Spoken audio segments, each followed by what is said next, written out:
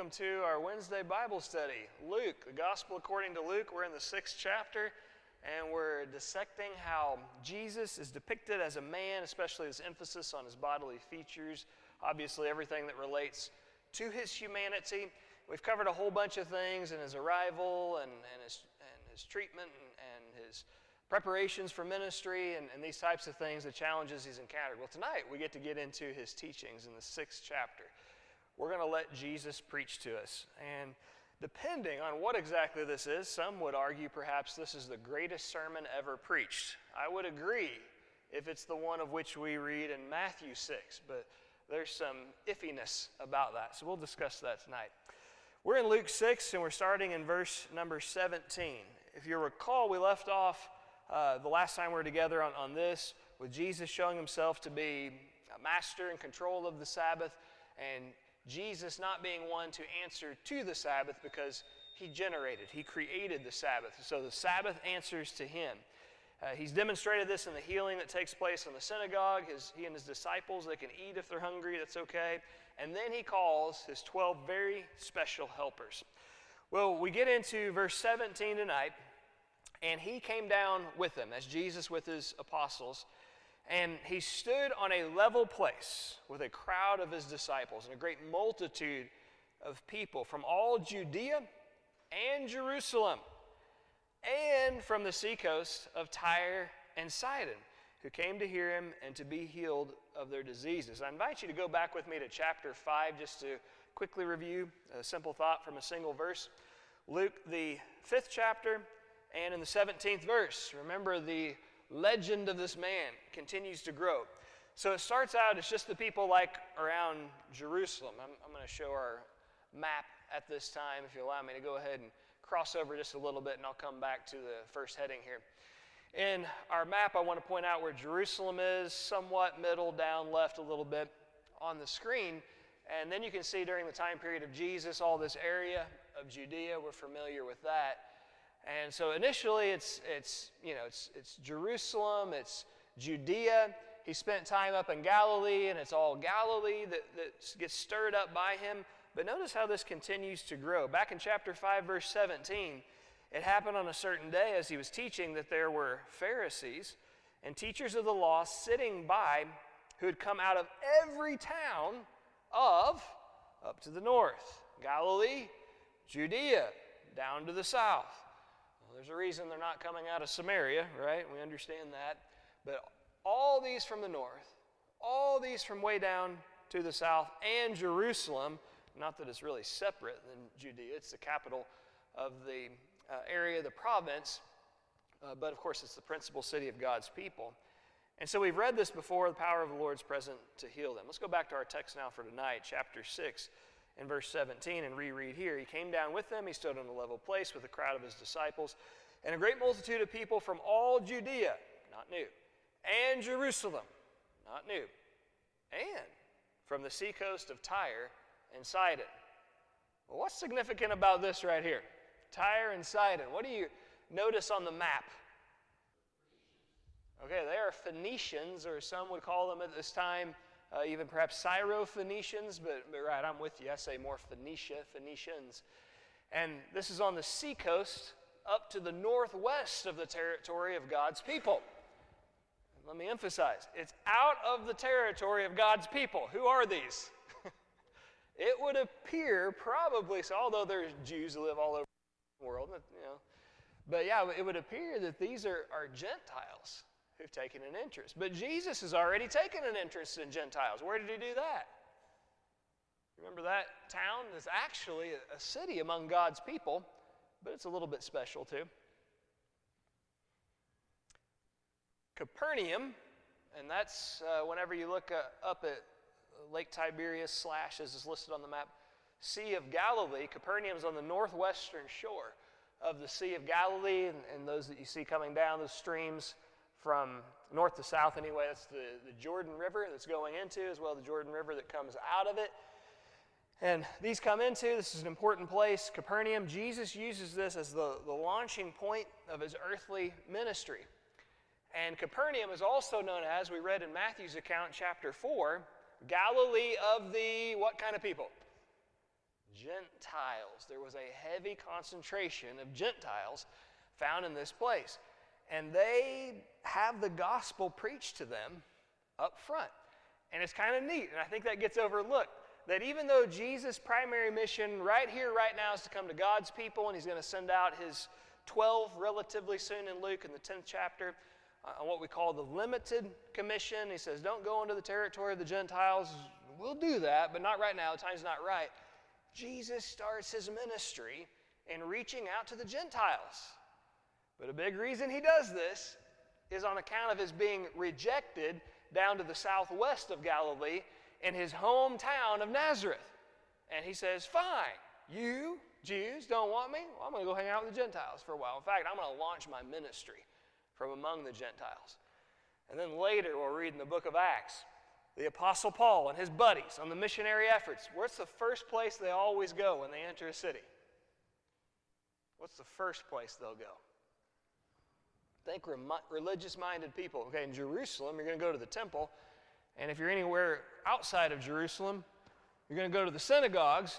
You're trying to reach the Jews. But reread to get a chance toward the end of Acts 13 when the Jews get all in a hissy about Gentiles taking interest in God. And Paul says, all right, well, you got a problem and you're not going to listen anymore? Well, forget about you. Then we're turning to the Gentiles because you've judged yourselves unworthy of eternal life. Jesus is the first one to start this procedure. He begins among the Gentiles. Of course, he goes out and he works among the Jews, but now we have these Gentiles as well that are pouring in to hear him from everywhere. Great multitude. So that's in verse 17 of Luke 6, our text. Verse 18, they come to hear him to be healed of their diseases as well as those who are tormented with unclean spirits. Obviously, the demon-possessed people.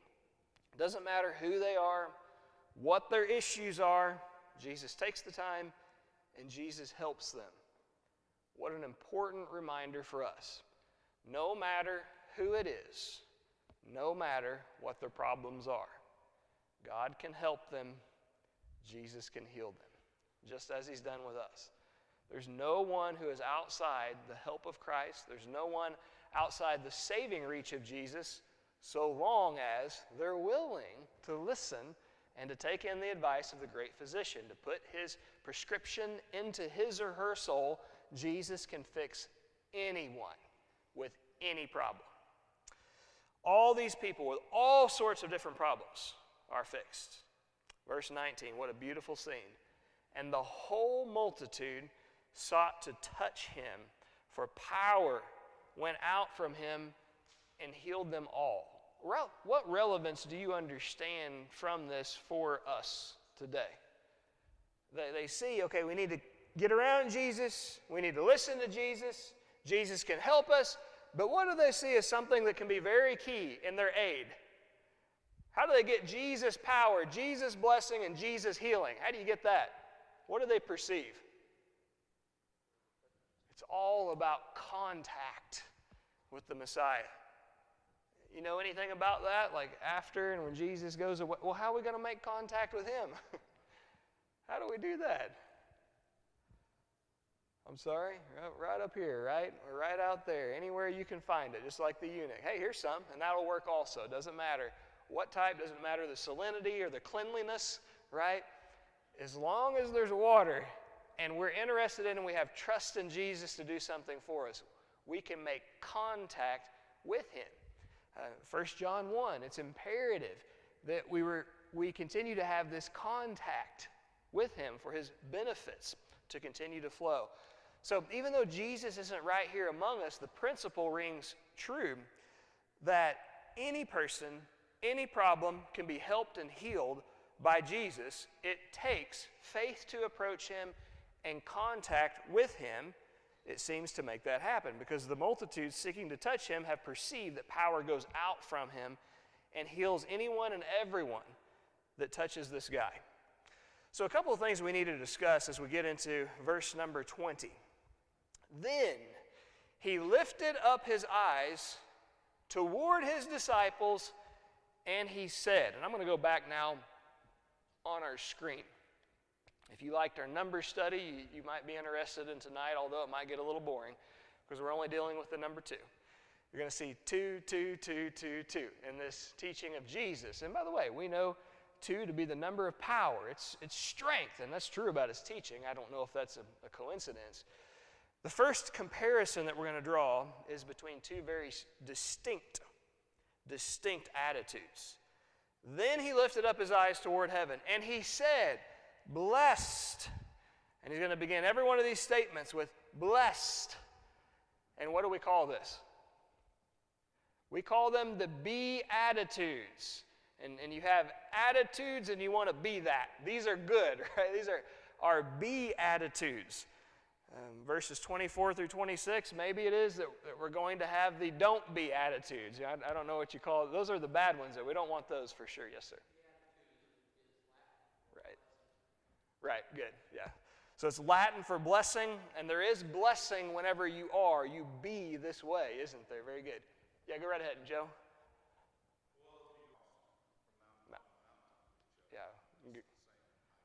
Yeah, Garrison, you're right. What were you saying, Marty? Oh, yeah, I was too there for a second, but not right. No, I'm with you. Yeah, right. So he's saying if you go back and you read about the blessings and the cursings that are announced, Mount Gerizim and Mount Ebal and the back and forth between the valley, very similar, isn't it? And by the way, that's in the giving. If I'm not mistaken, that's in the second, right? The second giving of the law, Deuteronomy. Yeah. And so you have this guy. I'm going to show a comparison to this. I believe there's a mount on which he's standing, and he pronounces blessing and cursing. And the first time this happened, that meant God was giving a law. And perhaps the people perceive, oh, this is just like what Moses. And Moses prophesied, Joe, Deuteronomy 18, the time will come when the Lord your God will raise up a prophet just like me, and him you shall hear in all things, whatever he says to you. So just as you've heard and followed me as a lawgiver, and just as I've been your mediator, God's going to give you another prophet like me from among your own people, and you're to listen to him. He's going to give a law, and he will be a mediator for you. He begins to do that, perhaps, right here. Very good, Joe. Thank you.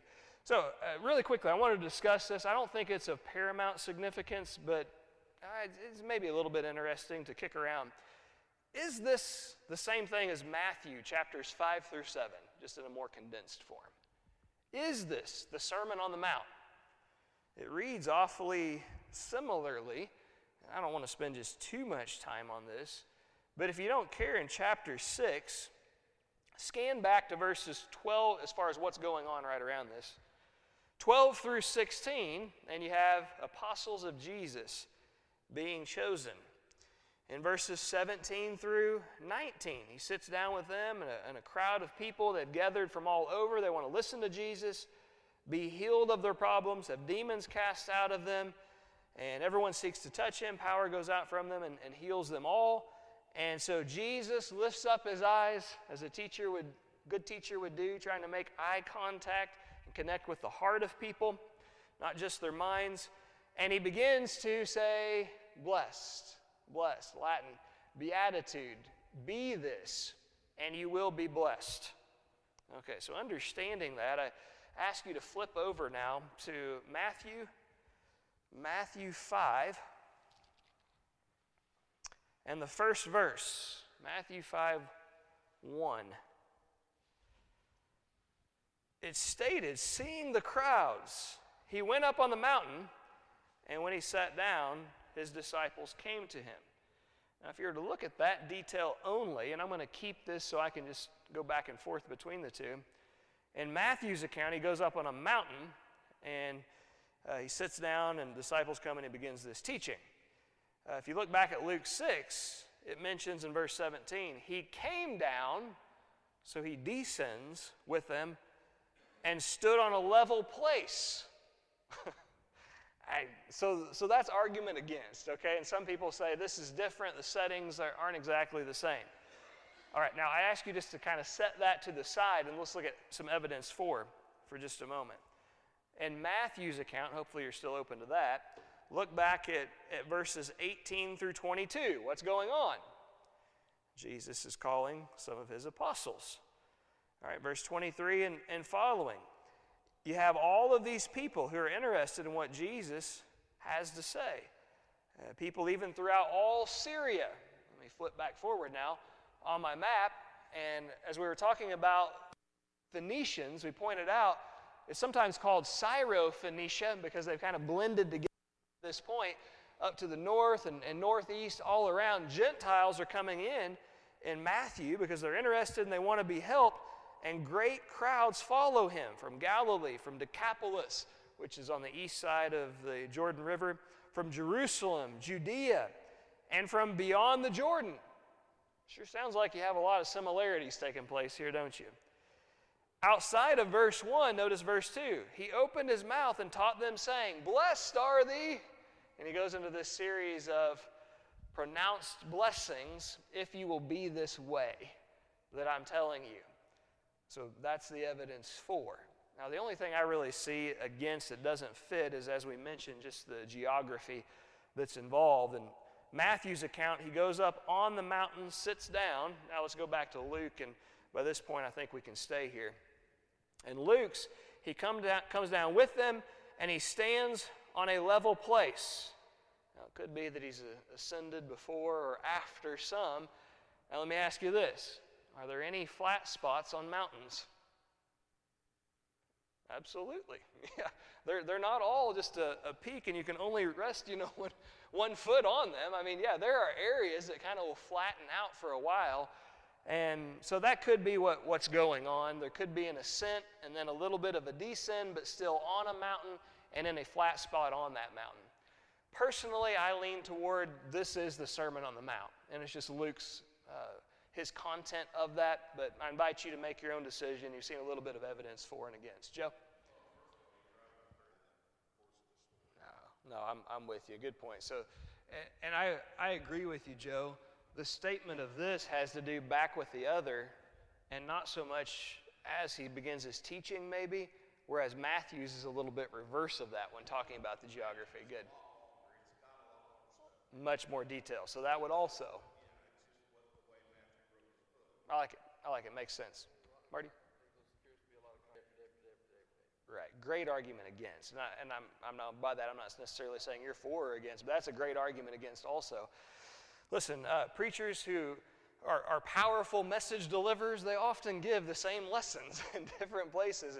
And I'm sure if you had an exact transcript and you put them side by side, you'd say, well, he uses a different story right here.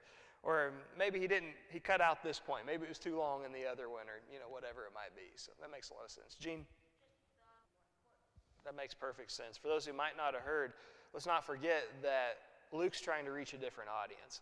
And so he might include different details because these are going to be more pertinent things that would appeal to the Greeks as opposed to the Jews in Matthew. Very good. Okay, so let's move on from that. I did want to bring that out, not the most important thing, so we'll get on to the more significant things tonight.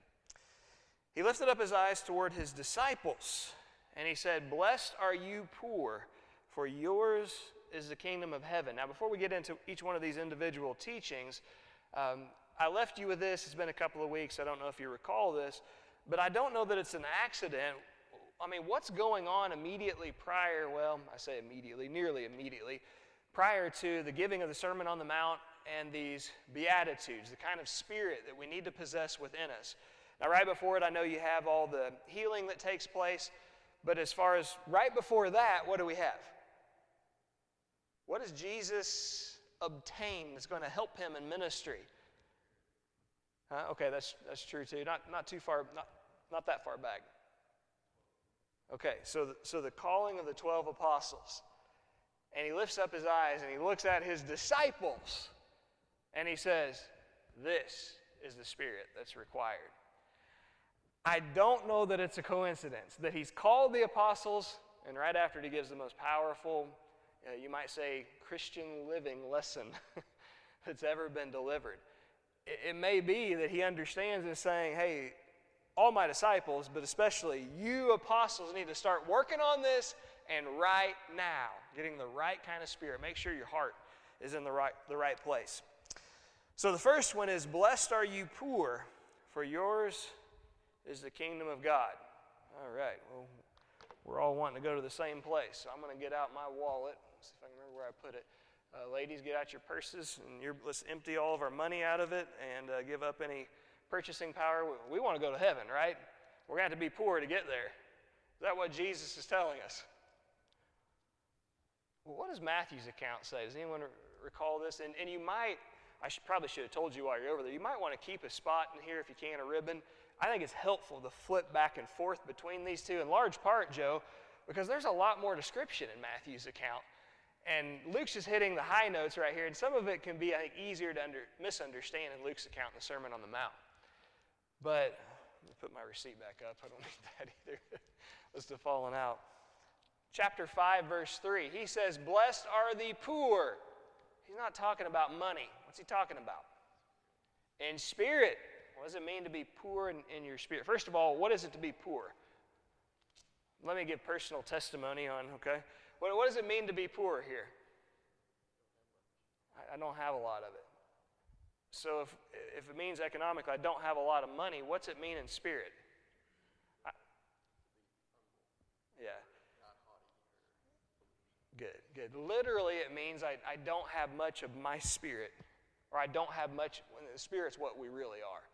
I don't have much of myself in me. So it's ridding ourselves of self, quite literally, is what that means, to be poor in spirit. And of course, then we connect the words with it, the concepts that help us better understand. It means to be humble, get all pride out of us. Why is that so pertinent as we're listening to Jesus, do you think? To empty ourselves of all pride. What's your temptation whenever you're sitting in a class like this or in a sermon? If you have trouble, I'll tell you what mine is, but I'll give you the opportunity first. What's your temptation? When you hear something, and hopefully whoever's doing the speaking is coming right out of Scripture, and you hear that and you say, ouch. Well, what's your inclination? What's your human nature? I don't want to do that. Or maybe even, well, I don't have to do. Nobody likes being told what to do. And so Jesus says right off the bat, hey, you're looking to be a successful follower of mine. You want to learn from me? Get rid of yourself. It's never going to work if you're full of self. You can't be rich in self. You have to be poor in self, spirit, who you really are. And if you can do that, then yours will be the kingdom of heaven. You ever heard this? God resists the proud. But what does he do for the humble, or those who are empty of self? What does he do for those people?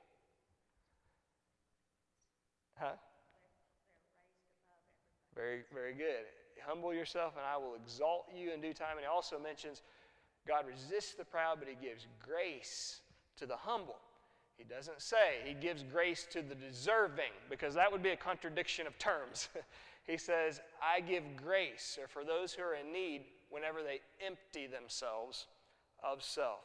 You get to go to heaven if you can conquer the self problem.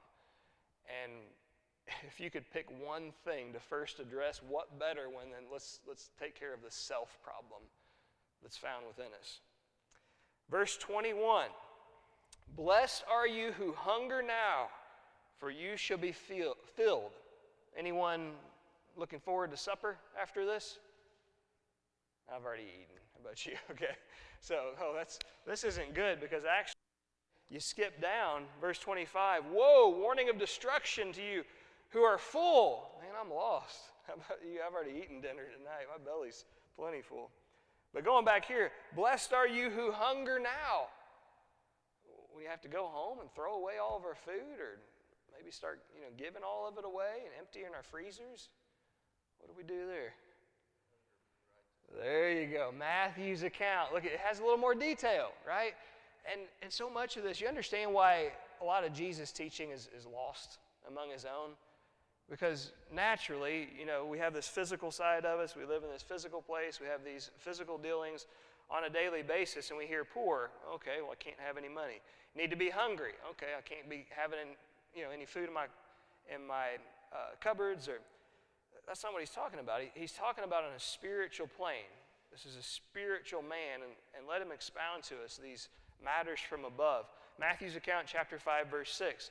Blessed are those who hunger and thirst for righteousness, for they shall be filled. What is righteousness? And I know we often say, base, right, doing, that's true. But give me a little more. What is righteousness? That's it, right? That's it, Marty. He said God's ways, for those who didn't hear it, God's ways, God's teachings. I love it. It's like faith, Hebrews 11:1, not intended to be a definition, but a great description. Same thing, Psalm 119, 172, super duper long. The longest chapter, it's not a chapter, but the longest chapter in the Bible, Psalm 119, I think, if I'm not mistaken, check me, there are 176 verses. This is the 172nd one. And he says, my tongue shall speak of your word, all your commandments are righteousness. And that's a good biblical description of what righteousness is. So when he says, blessed are you who hunger and thirst for righteousness, blessed are you who can't live without another word that's going to fall off your Creator's tongue. That's what you live for. That's what gets you by every day. Because if that's the case, not your body, who you really are. We've established that. Chapter 5, verse 3 of Matthew in the Sermon on the Mount. That's the spirit, your mind will be filled. Blessed are you who weep now, for you shall laugh. Well, sometimes I get sad. I'm not particularly sad right now. We see it on TV. Man, some of those fake criers, I'm impressed. When you see like the tragedy scenes, and it's like, how do you do that? I can't make myself cry like that. Well, how do we start making ourselves cry? Because we want to be blessed. He's not talking about the body. What's he talking about? Who you really are, the Spirit. He wants you to cry. Why would he want us to be sorrowful in our spirits? All right, Joe, so we need to keep our moral compass about us, our sense of right and wrong, and to recognize that sin is still not as good as ever, and it's evil, it's going to be punished, and we want to make sure that we're separated from that. We want as many others to be separated from that as possible. Now, not that we can do it, but we know the guy, right? Yeah.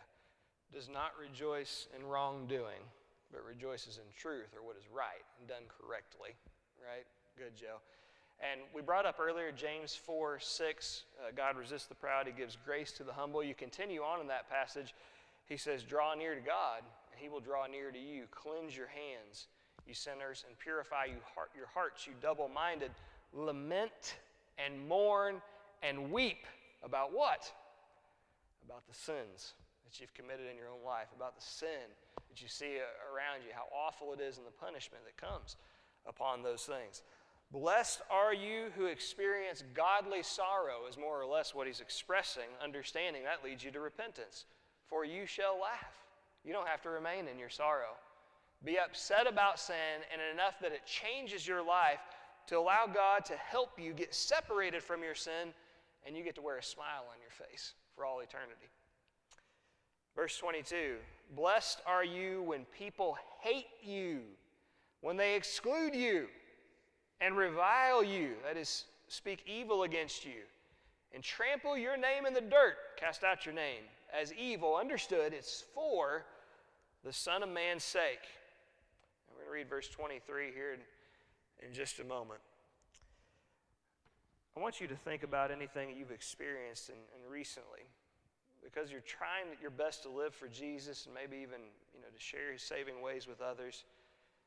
Any negative treatment that you've received any time recently, any invites you haven't gotten or may not continue to get because you're just trying to live for him, and there's some things that are off there if you get involved in that.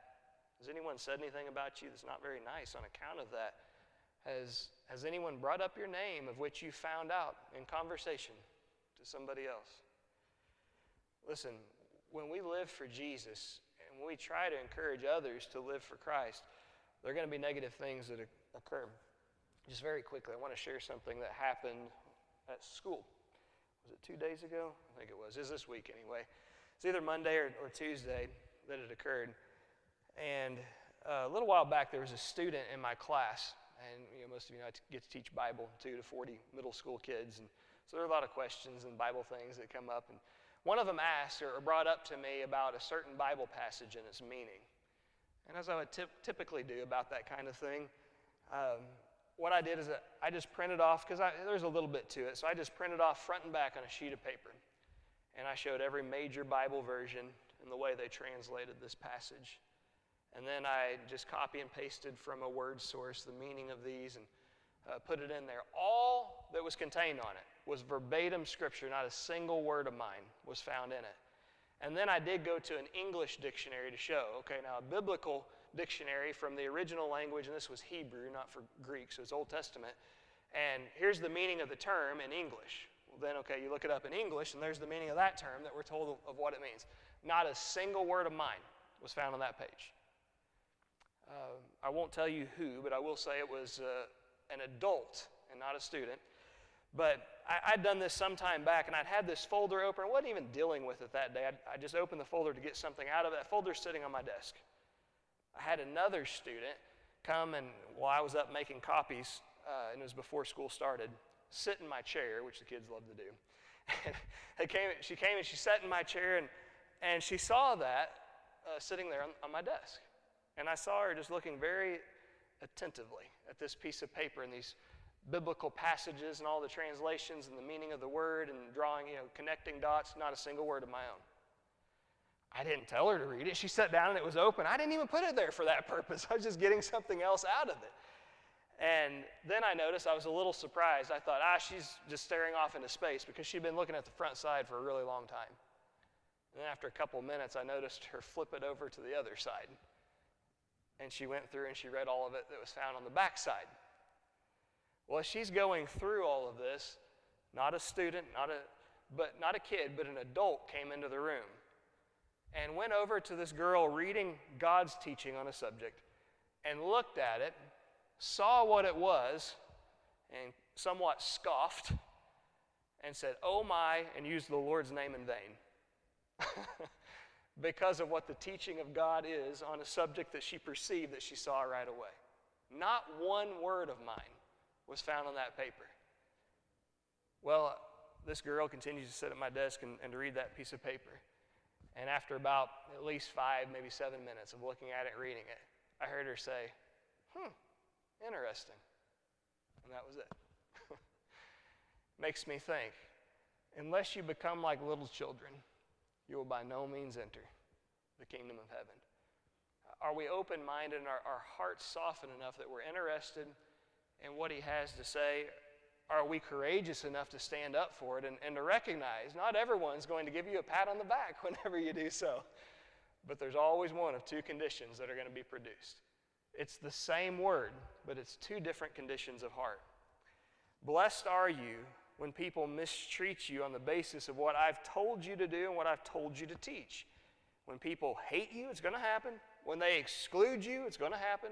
When they say bad things about you, it's going to happen. When they bring up your name, and not because they want to heap pleasantries upon you, for the Son of Man's sake. Rejoice in that day and leap for joy.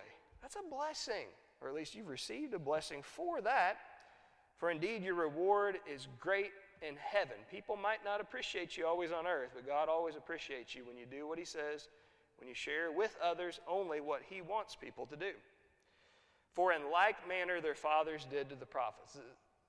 This has always been around, Jesus says. It's around now for me. Afterward, when I'm gone, it's going to be around. It's going to continue. So don't be surprised by it. There are two attitudes. These are the good attitudes. Here are the bad ones. 24. But woe to you who are rich, for you have received your consolation. Okay, let's not forget what the context is of rich and poor here. We're not talking about the wallet, and we're not talking about our purses. What are we talking about? Our spirits, who we really are. Self. If you are rich or you have an abundance of self, that's not good, Jesus says, because you've already received what you're after. If it's all about you and doing what makes you happy, and that's what you do, congratulations. That was the reward for which you were seeking. Woe to you who are full, for you shall hunger. What does he mean there? Not talking about the stomach, right? Woe to you who are full. If the other side of it is blessed are those who hunger and thirst for righteousness, And righteousness is what God says, and it's, I can't get enough. Give me more of what God wants. What's this attitude? Okay, full of righteousness, full of pride. What else? I thought I heard one over here. There you go. Getting back to, I don't need. What God is saying here, I already know what He wants. Woe to those who think you already have everything figured out, and you have nothing left to learn. For you shall be hungry when you should be full. Woe to you who laugh now, instead of mourning about what? This isn't, I'm sick. This isn't, ouch. This isn't, I lost my job. What's this over? Sin. But if you laugh instead of mourning about sin, it's, I don't have to change. I'm good the way I am. My buddies don't have to change. My mom and dad don't have to change. My grandparents don't have to. We're all good. Woe to you who laugh now, poo-poo sin, when in fact, it's a big deal that needs to be addressed. For you shall mourn and weep in a time that you don't want to. Woe to you when all people speak well of you. You may think you're on the right track of that. It does make you feel good, right? People brag on what you're doing and what you know and what you teach. But if it's false, does it really matter if all 8 billion persons of the world agree? Hey, that's right. And there's one person above that says you're wrong. What have we really gained? For so did their fathers to the false prophets. People loved to hear lies back in the day. They loved to hear them in Jesus' time. And he says, when I'm gone, they're still going to want to hear what's false. Paul, they're going to get the teachers. They're going to reject what you say if you're speaking what's truth, the masses. And they're going to get their own teachers who are going to tell them exactly what they want to hear and not what's accurate and what they need to hear. Two very different attitudes. All right, as we move on now into verses 27 and following, we're going to find two major commands provided. But I say to you, and we'll spend less time on these, I think we're pretty familiar with them. But I say to you who hear, love your enemies. And that's the challenge right there. And I would never share names or anything like that. But the one I shared with you about an adult, that's frustrating when you have a kid just trying to find out what God wants me to do. And an adult who should be looked upon as a mentor to come into that environment and essentially to, in the air, never directly to anybody, that would be too much, but just to present an air of discouragement. I feel for kids, and it's easy to then get the wrong attitude toward the person who acts that way and says that kind of thing. If I feel any less love in my heart toward that person who did that now as what I did 2 or 3 days ago, it may be the person has something off, but I have something off within me too. If I feel any differently about my care for that person and his or her eternity. Love your enemies. Do good to those who hate you. Bless those who curse you. They say bad things to and about you, say good things to and about them. They spitefully use you. Okay, well, pray for them. And by the way, this isn't a weaponizing of prayer. Sometimes we'll hear someone is really rotten or says or does something. Oh, well, I'll pray for you. I don't think that's turning prayer into a weapon. God did not intend for it to be that. And the person does not appreciate hearing that. That is not a positive thing. You don't even have to announce it. You can just do it because the person needs that. And I'll tell you something before I go to Helen. As I was thinking about this example, and it bothers me that was done, what I just shared with you a little while ago. But as I was going through this final walkthrough through the lesson tonight, I realized I haven't done what Jesus said. I stopped in the study that I was doing, and I went to him in prayer and prayed specifically about the individual and about this very thing that was done and for the heart to change. And if nothing else, I think that helps us. And hopefully it'll help them as well down the road. The goal is for all people to come to the understanding of God's truth. Yes, Helen, and then we'll go to Roy. Sure, absolutely. Sorry, I didn't want to cut you off.